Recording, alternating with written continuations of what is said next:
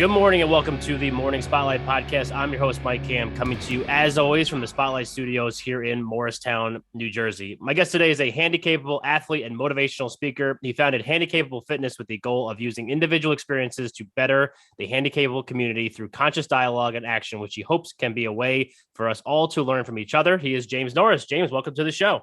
Mike, thanks so much for having me. Really appreciate it. I'm very excited to have you on. And quick sidebar. So you're good friends with B, as am I.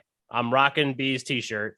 And when we were supposed to, we've gone through a couple scheduling things, me and you, like I couldn't make it, you couldn't make it. So we're finally get you on the show. And one of the things that I was mentioning to her, I was listening to the episode that you guys did together. I listened to you on the wet down.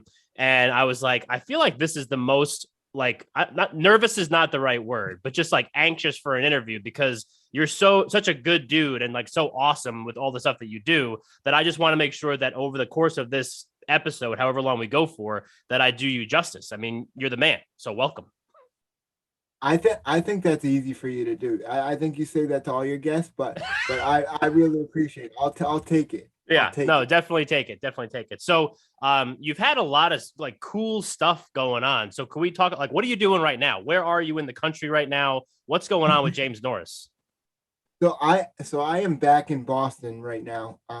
I just got back from Texas. I spent about 2.5, 3 months down there. I went there for an adaptive fitness program. There was a lot of good takeaways from it. So for one, I walked a mile for the first time using crutches, which I had never done before on Memorial Day. So that was an extra special day because the military and the whole veteran community means something to me. And then, was able to network for Handicapable Fitness, make new friends, and just kind of get the word out there about Handicapable Fitness. And it's been truly amazing. I mean, I was recognized without having any Handicapable Fitness apparel on twice down there. People just were like, "Oh my God, you're James from Handicapable Fitness," and I just have to like pinch myself when that happens because I'm just a normal guy. So, right. Yeah, a normal guy doing crazy things. So, can we talk about crazy in a good way, not crazy like you're a crazy guy? But can we talk about like what Handicapable Fitness is? If people somehow don't understand what that's all about, talk to us about what Handicapable Fitness is. Okay, sure. So it basically started out of my own fitness journey. Just to give you a quick rundown. Over the last 7 or 8 years or so, I've lost 65 pounds through fitness and nutrition. And I literally started the Instagram page and social media page just to document my own journey and to show my friends and family across the US everything I was doing because at the time, everything was new. And then I was like, well, nobody wants to sit here and watch me do bicep curls all day, every day. So I said, well, if I'm doing this, there has to be other people that are doing, like-minded things. So let me kind of spotlight them a little bit. And because as we're aimlessly scrolling through social media, as we all do, I want people to see themselves represented on the page, whether they have, cord injury, CP, amputation, whatever the case may be. And hopefully they take that and they realize that they too can live a fit and active lifestyle. And it gained a pretty decent following. And I was like, well, I want more. So I turned it into a nonprofit organization. And our goal is to help those with challenges get up, get active, get moving, however it is that they define it, whether that's connecting them with fitness professionals, paying for entry fees into things such as Spartan races, anything that is going to get them moving and get them living that fulfilled life that they're seeking, we want to step in and help pay for. So that's a little bit of the mission. Yeah. So you mentioned you lost 65 pounds. So yes. At one point you probably looked a lot like me, fat. But talk to me about like, stop. Talk to me about, how did you, like, at what point in this journey, right? So maybe we should take the journey from the very beginning. Kind of where did this whole process start? So you mentioned you were 65 pounds heavier. I know you were living in California at the time, right? Yeah. So I actually worked in radio for about 6 years doing commercial production and that sort of thing. And I started out here in Boston, and then I got an opportunity to work for a production company out there. And I thought, okay, because all I wanted to do in life was work in radio, because being from Boston, it's kind of ingrained in your blood that you like sports. Well, unfortunately, I was unable to play. So the next best thing was to do hopefully sports talk radio. And that was kind of the goal. But then I realized, you know, you don't get a job out here unless you're insanely talented or somebody dies and they have to fill the chair. So I took a shot and went out to California. Um, I worked out there for about 6 months. Then I got laid off, and California is a lot different than Boston. They don't, or even New Jersey for that matter, where we don't have public transportation. And at the time, they didn't have a disabled ride service. So I fell into a depression, started to really eat and drink and just develop some unhealthy habits. So after my year lease was up on the house that I was renting, I said, okay, I'm going to go back to Boston. Was fortunate enough to get my job back. And I remember coming up the stairs. I live on the second floor, and I came up the stairs on my knees, and I was sweating like I ran the Boston Marathon. And at this point, I was only 23, 24, something like that. And I said to myself, I have to make a change. Um, and it was that point that I said, okay, I don't know much about nutrition.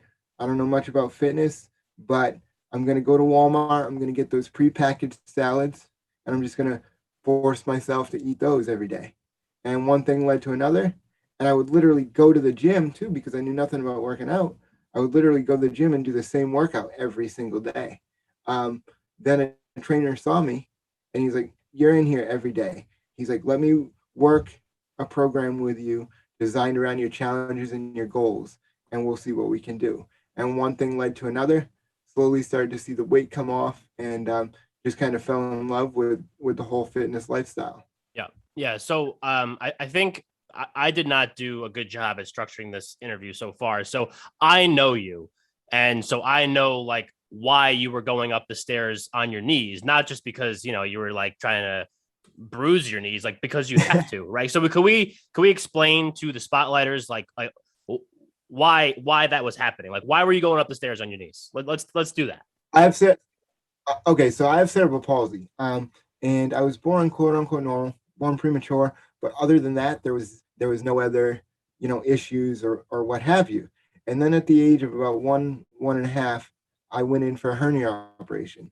It was during that operation, the mask came off my face, and my brain was without air for 5.5 minutes, which caused the cerebral palsy.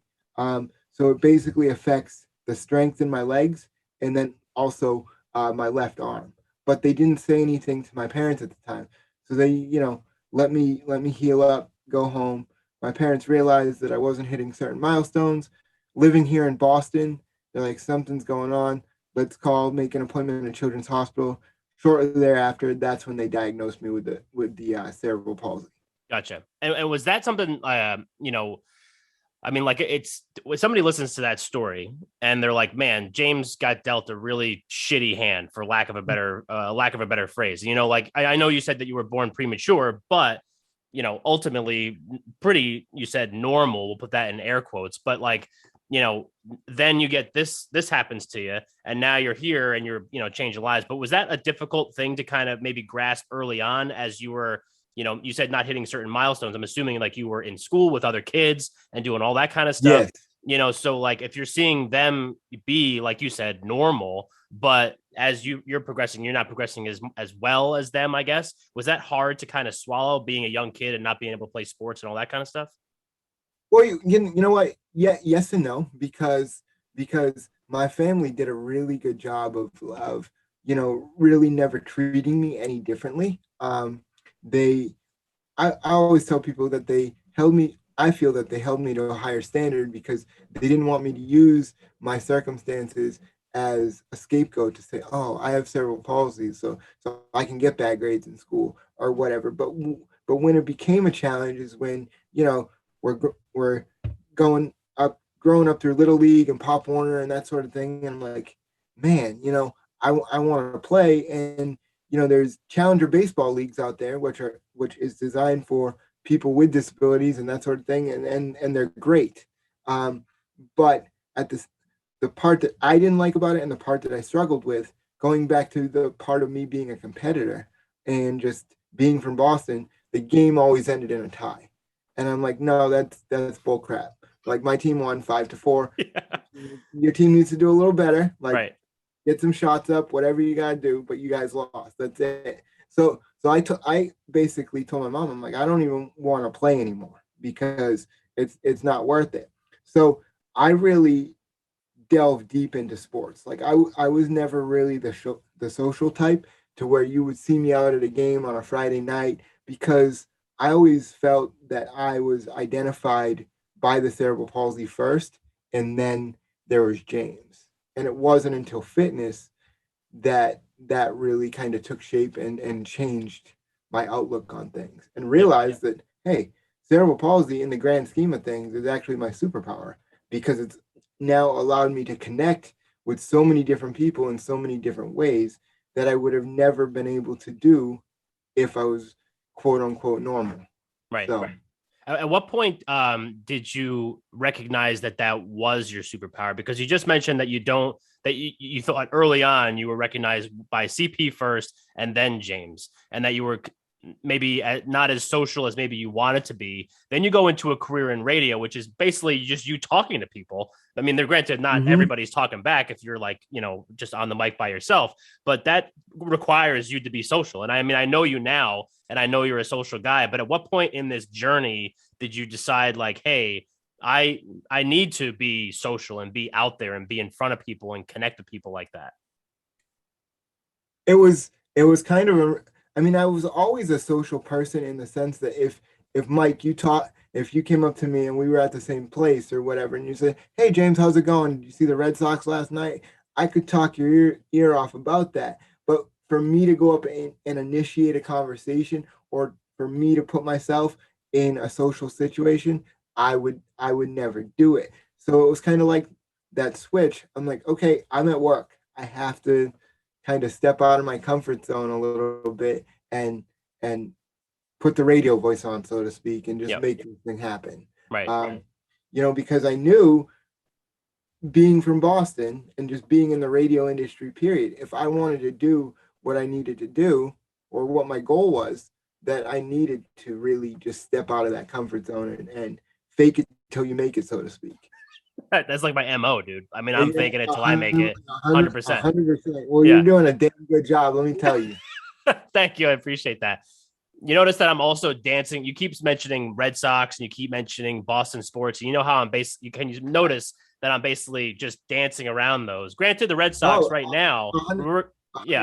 we're recording this in August and things might change come September, but the Red Sox right now are scuffling. They've had an amazing year, but the Yankees stink, and I'll be the first one to say it. So I don't even want to. I don't even want to talk about that. Hold on, can you repeat that last part one more time? The Yankees stink right now. I mean, as a biased fan, they stink. They stink.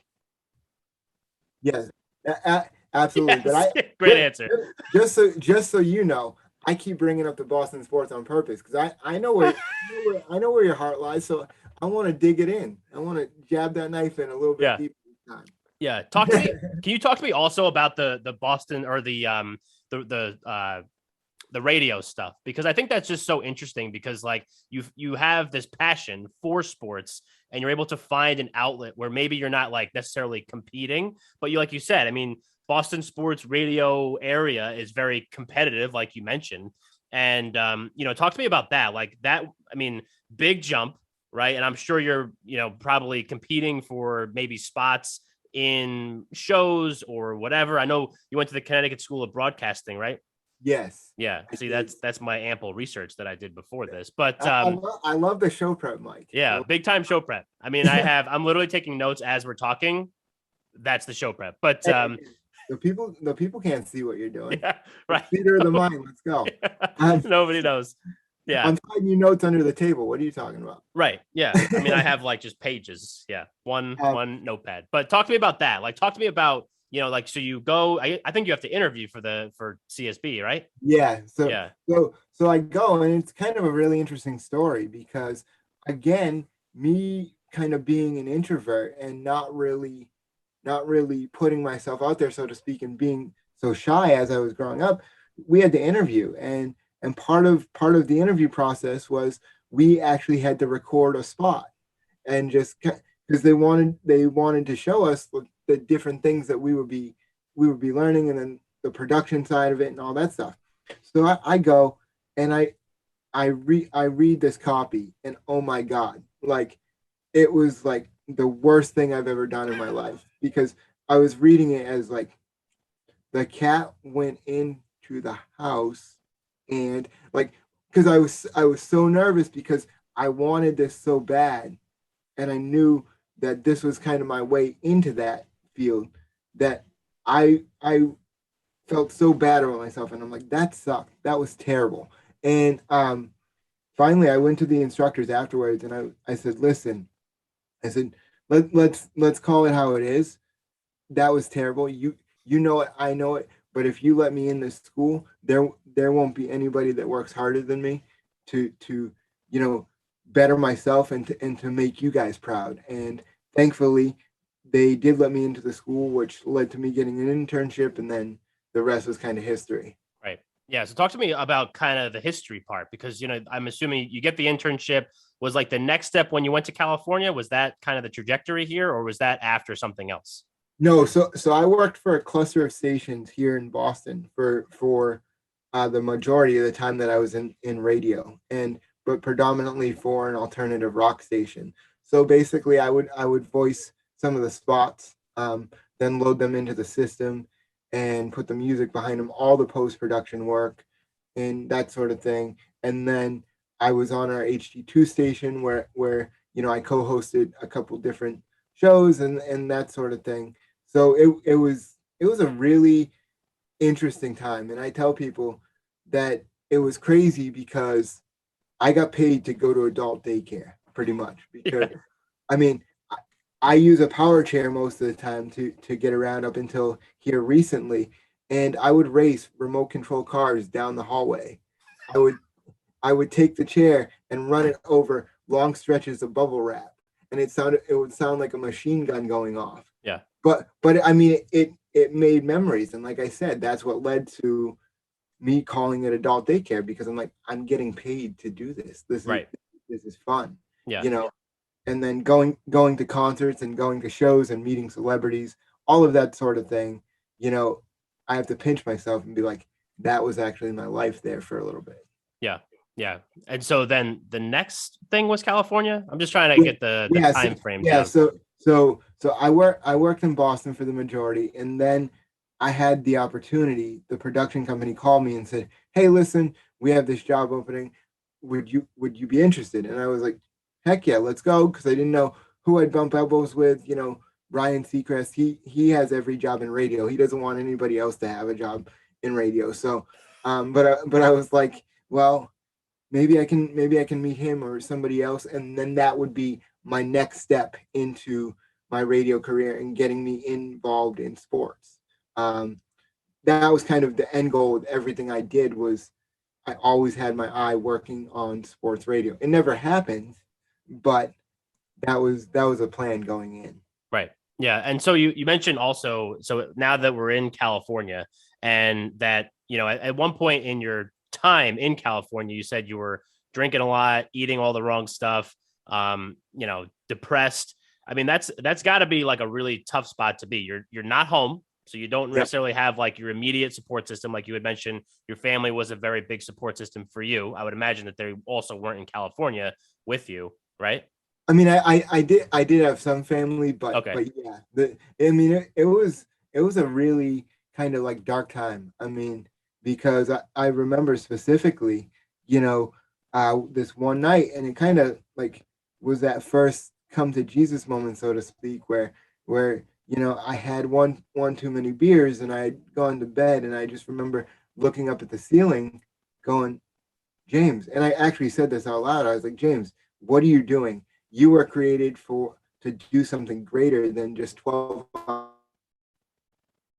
girls of Bud Light every single night. And that was kind of when, you know, I was like, okay, something has to change. It was one of those turning points, because at the end of the day, I was given a second chance at life, because they basically told my parents, when I was born, that, hey, you better go up and say goodbye because we're not sure he's going to make it through the night. And here I am, I'm wasting my potential and the gifts that God has given me doing 12-ounce curls because, and not of the good kind, you know, um, and wasting what is now a huge gift. But I look back on that time and I'm like, Garth Brooks has a song um, called Unanswered Prayers. And that is something that I really relate to big time. Because if it wasn't for me losing my job in radio and doing all that stuff, then I wouldn't be doing anything with Handicapable Fitness. Right. So Yeah. Yeah. I mean, it's a great story. And I think one of the other things too, like I'm always interested in people that come on this show and they have stories like you just shared. And one of the questions that I always have, and I think you kind of answered that, but was there anybody else in your life that said, "Hey, James, what the hell are you doing?" Or was this more just something that came from within you? That's one thing I'm always very curious about when we talk about these things. yeah, I had the support system of my family and everything, like I had stated before, but I don't think they really knew how bad it was Yeah. because I was able to kind of play it off and be like, oh yeah, But like when you're drinking 6 beers on a Tuesday night and it's not Cinco de Mayo and they're not Coronas, Yeah. like then that becomes in my mind an issue. But I was able to kind of just play it off and have it be like in a social setting. Oh, I just did one with dinner. Well, one turned into 5 more Yeah. after that. Yeah. So, but for the most part, I was able to play it off. So I don't think people really knew how bad it was. Right. Isn't it crazy too? I mean, because I've been in similar situations in my life in the past where, like at one point I was living on an air mattress on my buddy's living room floor. I was basically drinking like every single night. And it was one of those things where, like, everyone knew that I was unemployed. I was trying to find a job. I was super depressed. I was also probably 50 pounds heavier.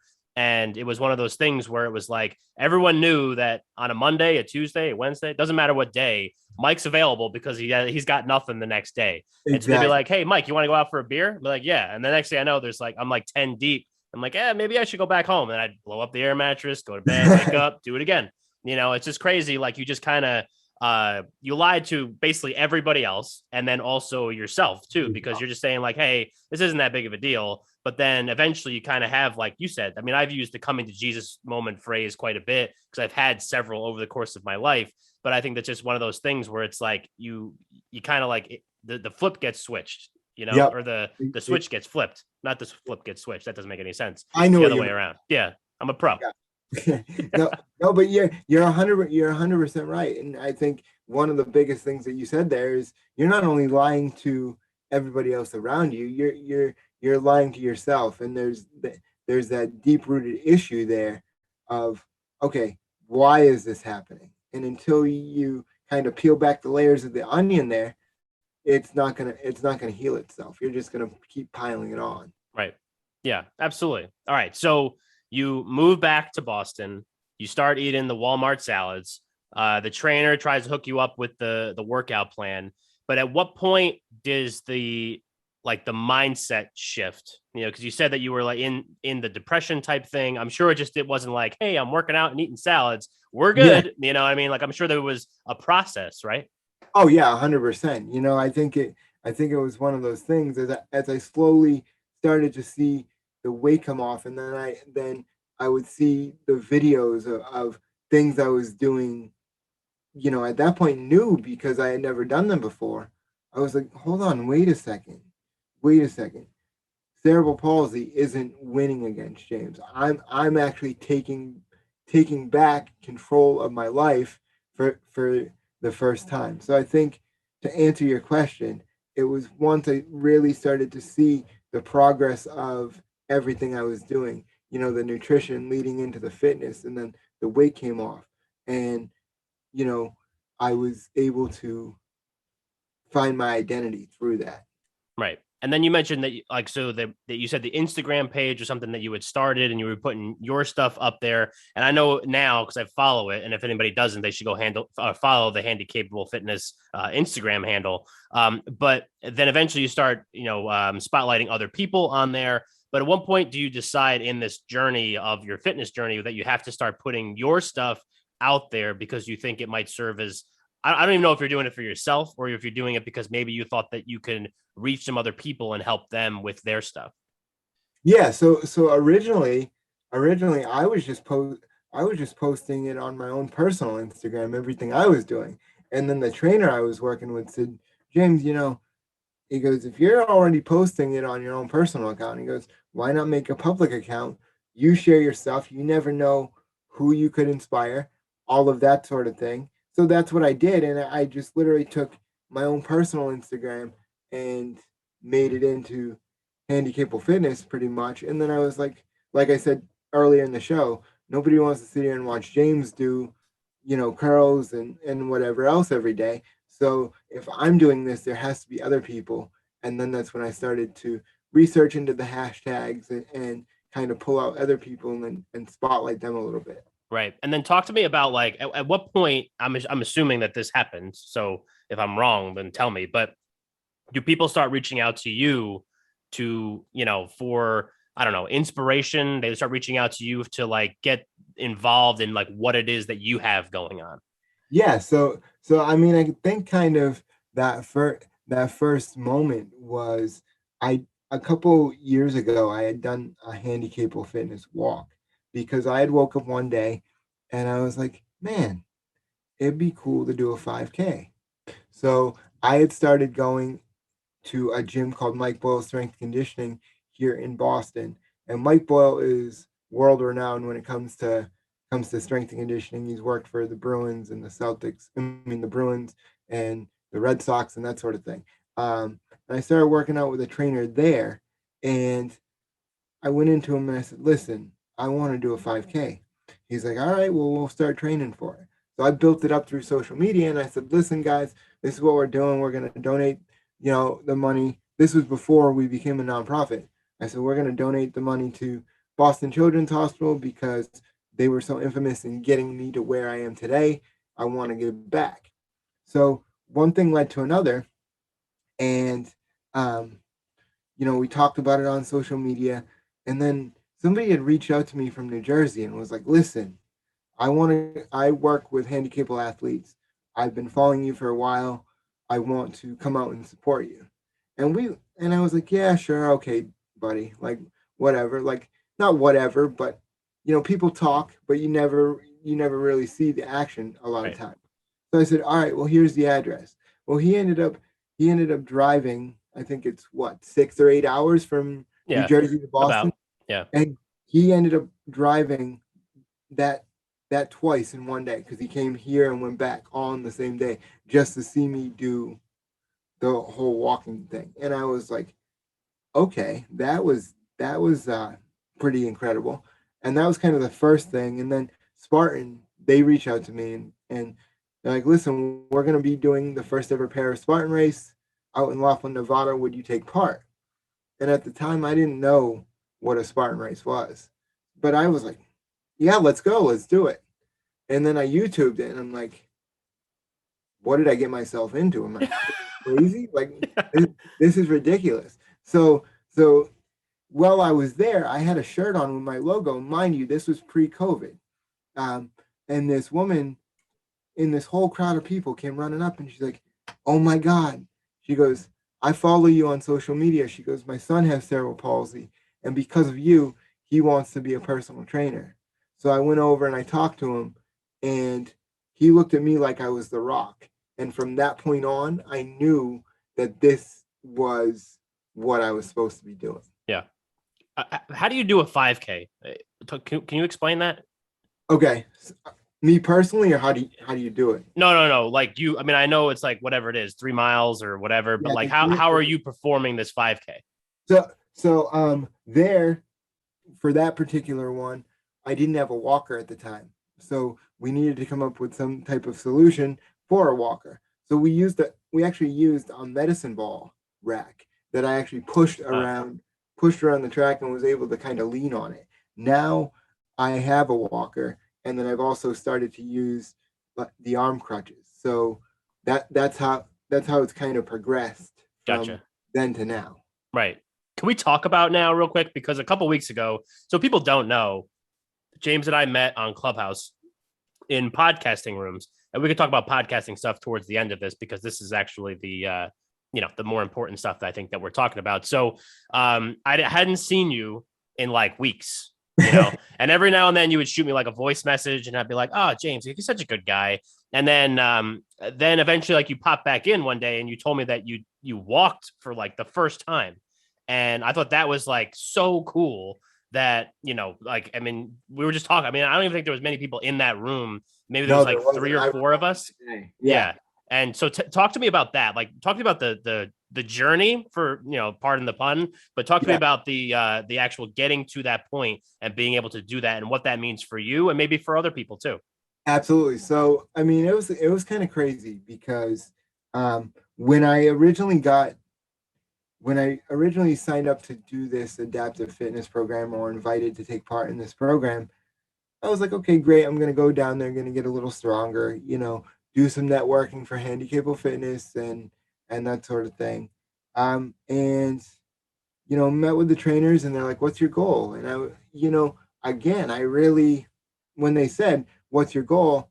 It was literally to get stronger and to just improve on the things I've been doing. So, we had gone over that stuff and they're like, okay, well, you're gonna walk. And I'm like, okay. I mean, now that's always been like the end goal, like the long distance, like winning the Super Bowl type of goal, right? Yeah.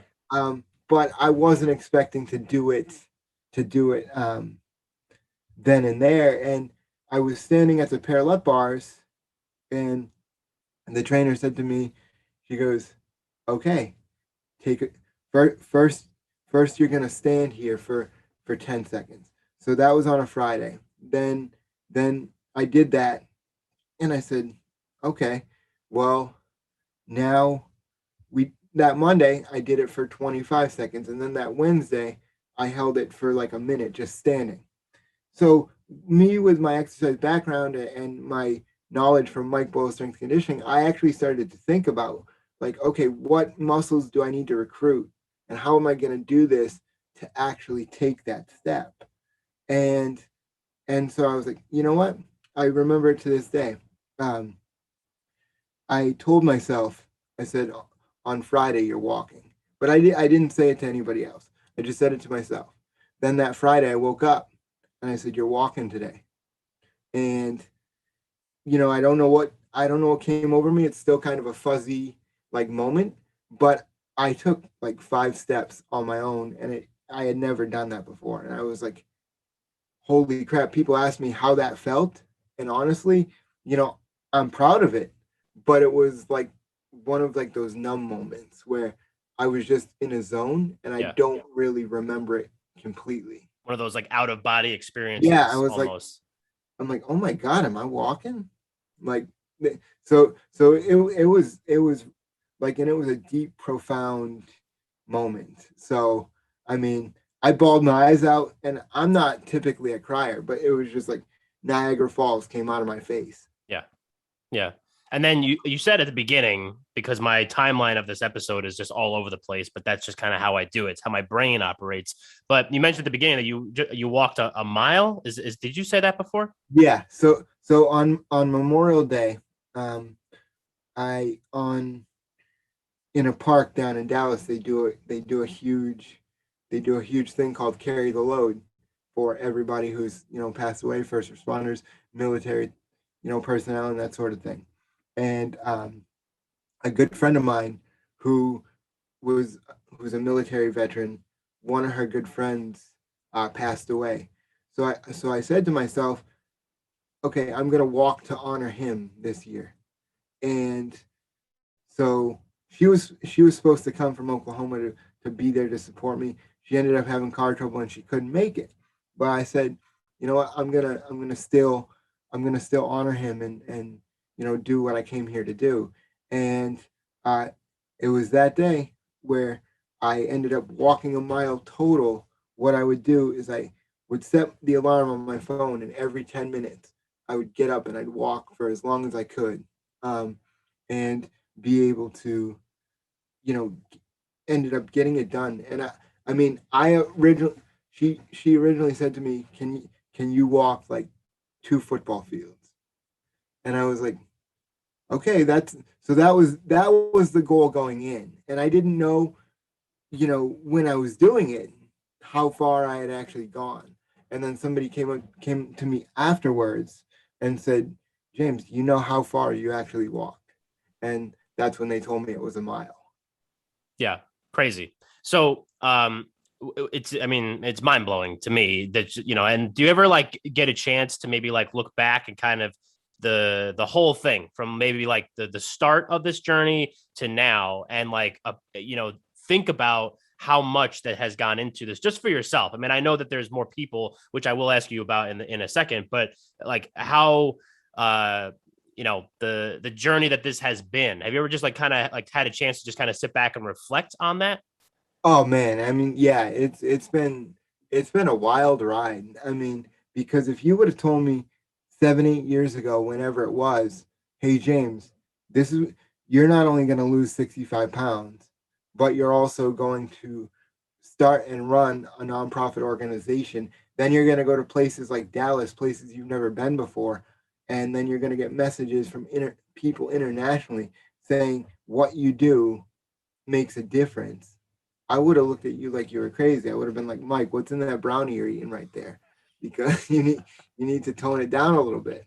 But but so it's been a wild ride. It really really has, and I have to wake up every day and kind of pinch myself because people now have me mentoring their kids. I had a family drive from Connecticut to Boston all in and back all in one day just so I could go just so that we could meet up at Dave and Buster's so that I could play video games with their son. Yeah. Like, I mean, that's amazing to me, you Yeah.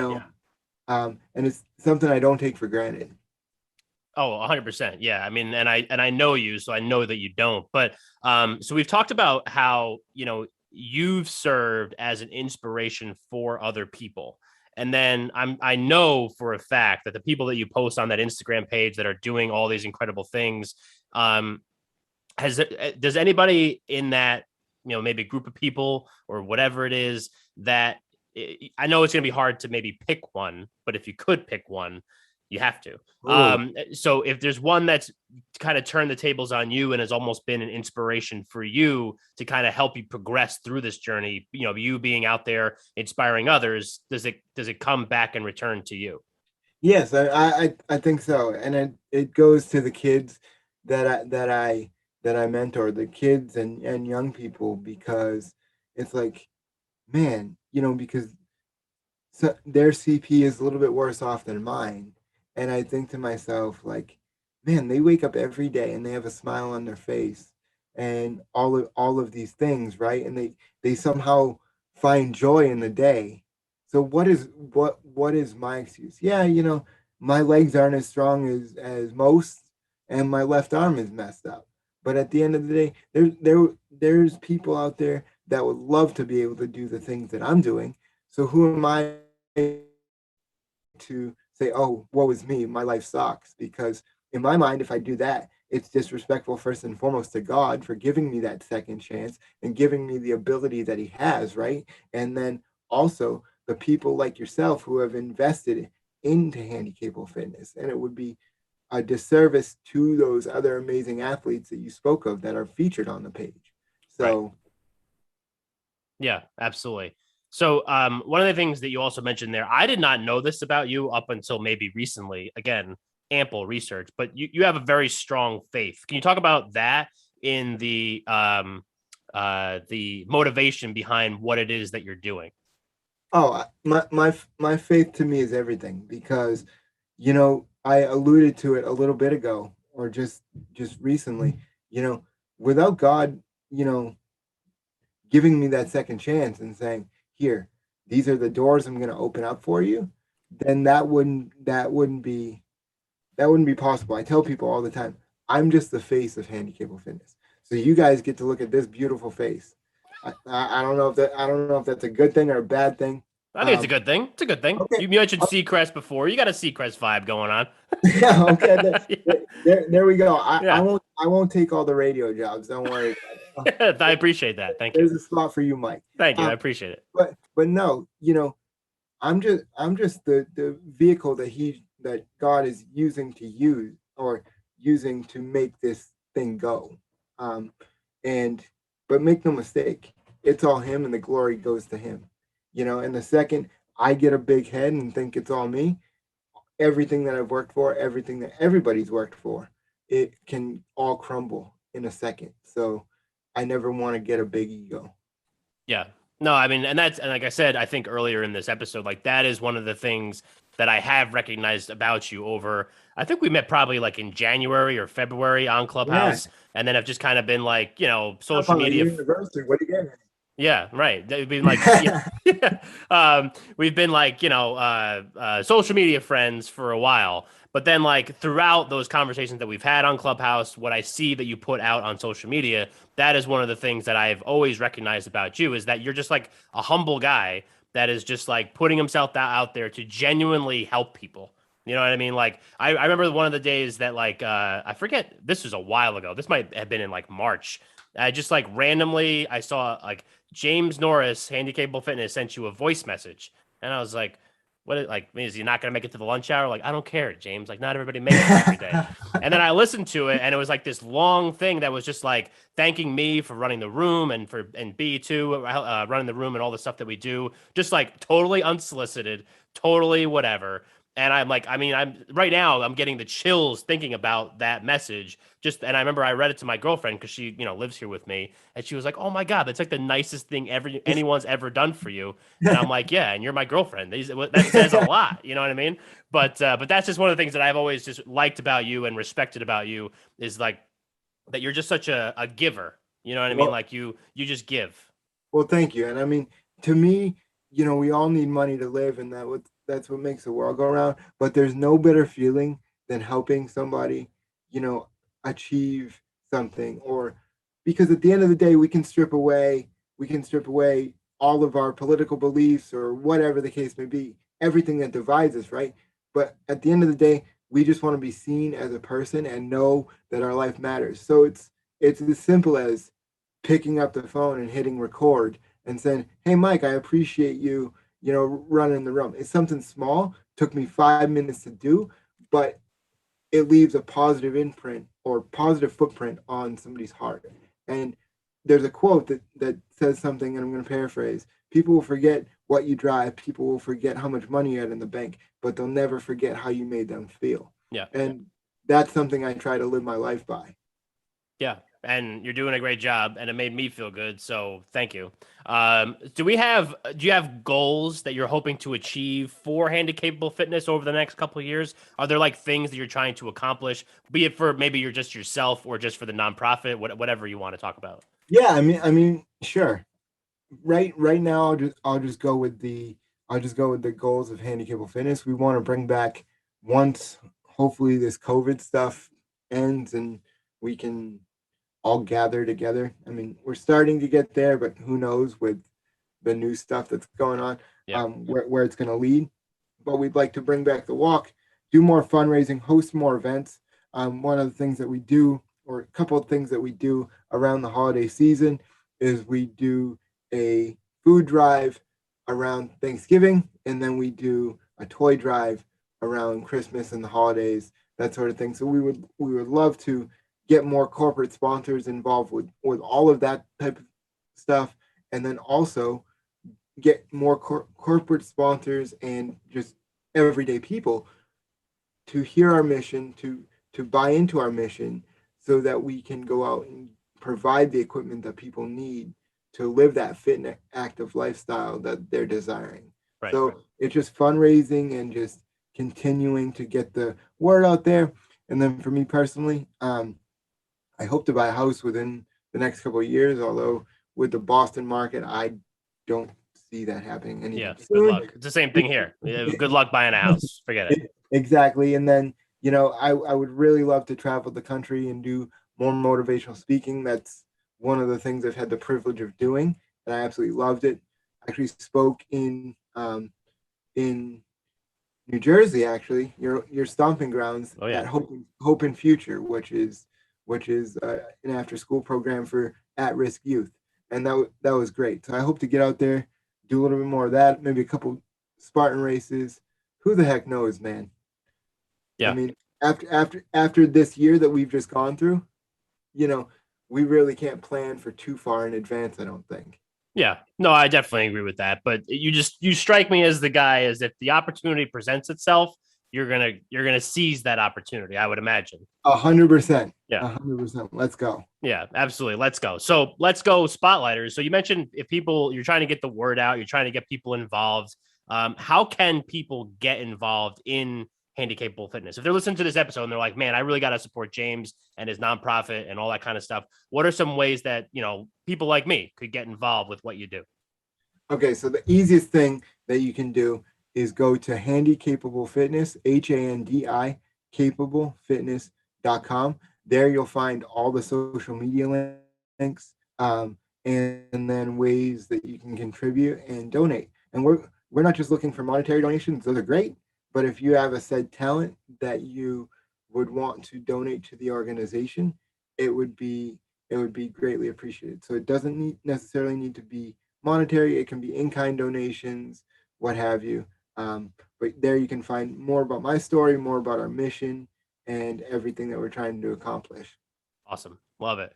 The podcast, can we talk about that for a minute? Because we did meet in a podcast room. So you're still doing the podcast? We talk about the podcast. What's going on with that? Yeah, sure. So it was a great podcast, and I hope to bring it back here in the near future. And I might even do my own thing because podcasting is a huge thing of mine. But my co-host and I, we both got busy. I went to Texas. She's doing her own thing. She's busy with work.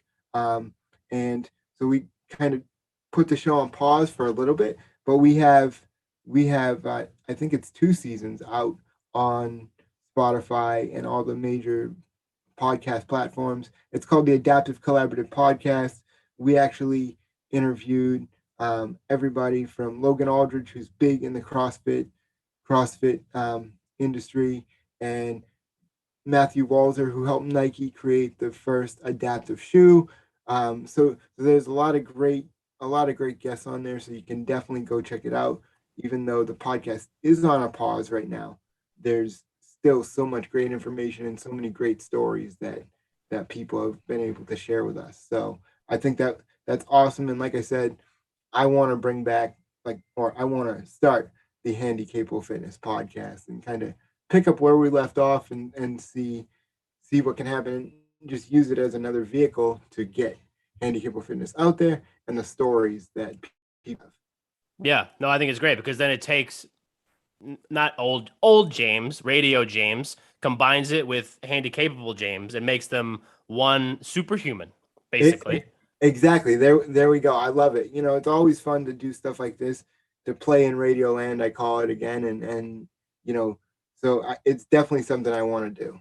Yeah, absolutely. And I think you should. And just let me know when you do it because then I'm going to, listen to the new stuff as well. So, all right. So let's move the show into the closing segment, which we call Under the Spotlight. So the Spotlighters have been listening to Mike Ham and James Norris talk for about 50 minutes, I would say. About 50 minutes. Yeah, we're doing good. Yeah, we're rolling right along. I had no doubts that we could probably talk, you and I, just because we're friends, for hours. But Exactly. for timing purposes, we gotta cut it short. So, but we're gonna move it down to the spotlight. So, what is one thing that you want the spotlighters to walk away from this episode with? So you're under the spotlight.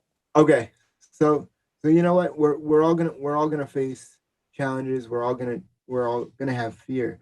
But it's when we really step into that doubt and that fear that we realize that we're capable of doing more than what we had originally thought. And once we realize that, we look back on it and we say, "Oh my gosh, it really wasn't that bad," or "Thank God it happened this way because now it's led to this." So whenever you get uncomfortable, instead of running away from it, try to embrace it and look for the lesson that is deep within that pain sometimes, Yeah, because it can be great.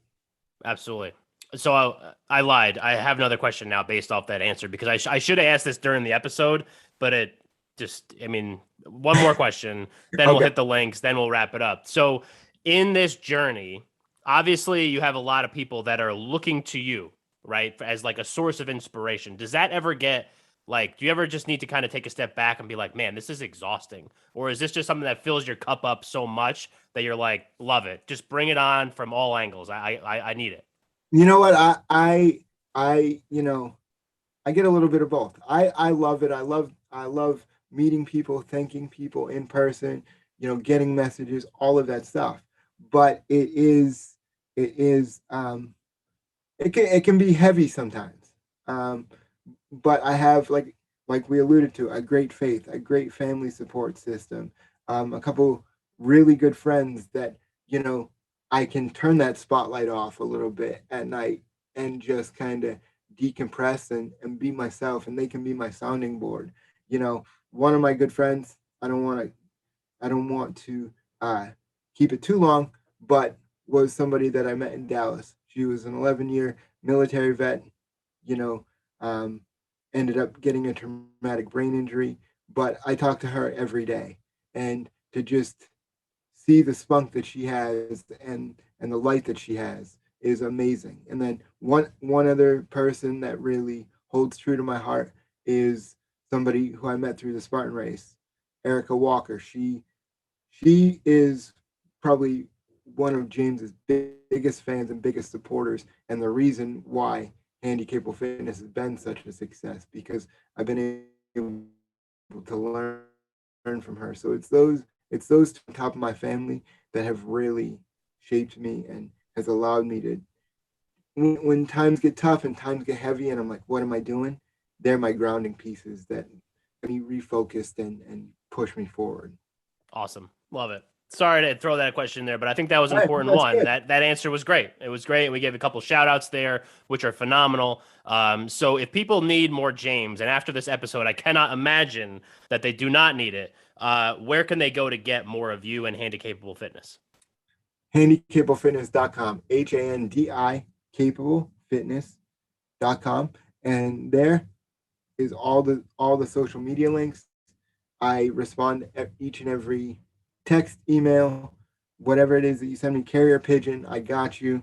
We'll make it all happen. So I look forward to hearing from everybody. Awesome. Love it. And so I will make sure that I put James's links in the show notes, just like I always do, along with the morningspotlight.com, the morningspotlight at gmail.com, the website and the email address. If for some reason you want to go through me to get to James, I would be happy, more than happy to make that introduction.